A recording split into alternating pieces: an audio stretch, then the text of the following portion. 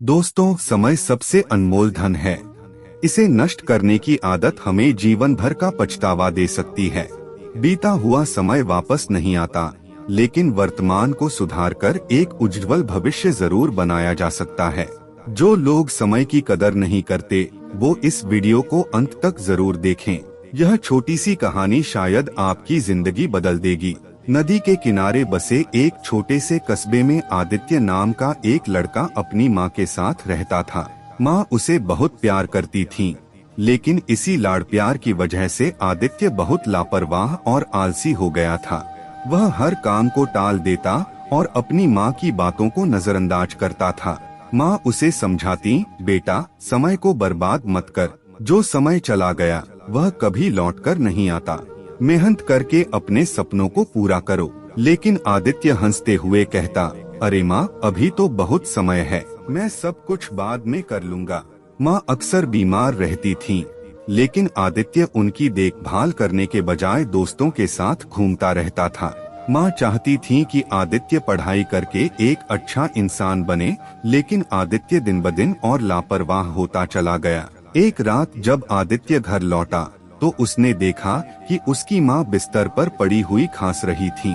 माँ ने कहा, बेटा, मुझे अस्पताल ले चलो। आदित्य ने टालते हुए कहा, माँ, डॉक्टर के पास सुबह चलेंगे, अभी मैं बहुत थका हुआ हूँ। लेकिन उस रात उसकी माँ की तबीयत और बिगड़ गई। सुबह होते होते वह बेहोश हो चुकी थी। आदित्य घबराकर उन्हें अस्पताल ले गया, लेकिन डॉक्टर ने कहा, अगर तुम समय पर इन्हें लाते तो इनकी जान बच सकती थी।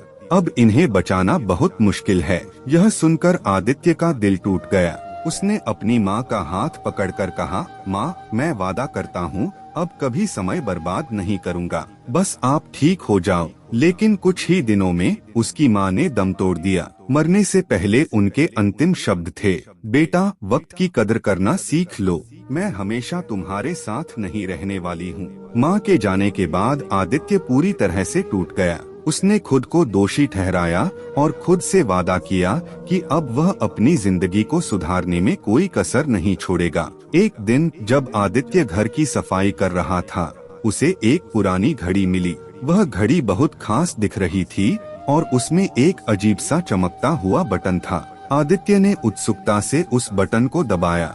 अचानक सब कुछ घूमने लगा और जब आदित्य ने आंखें खोली तो वह अपने अतीत में पहुंच चुका था।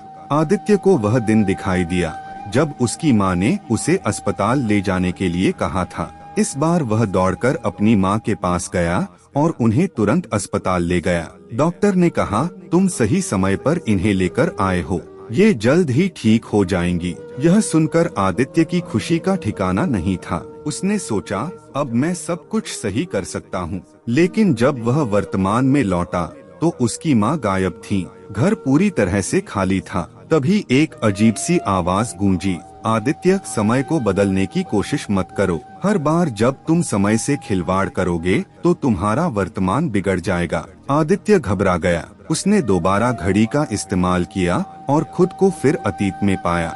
इस बार उसने अपनी माँ के साथ ज्यादा समय बिताने की कोशिश की, लेकिन हर बार जब वह वर्तमान में लौटता, चीजें और ज्यादा अजीब हो जाती।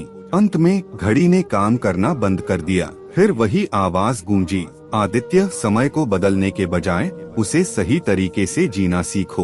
तुम्हारी माँ अब वापस नहीं आ सकती, लेकिन उनकी यादें और उनकी बातें हमेशा तुम्हारे साथ रहेंगी।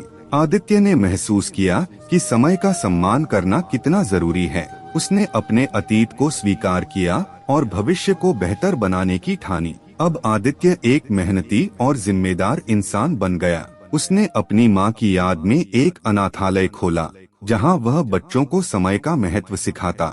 आदित्य हमेशा कहता, जो समय मैंने खो दिया है उसे कभी वापस नहीं पा सकता, लेकिन जो समय मेरे पास है मैं उसे सही तरीके से जी सकता हूँ।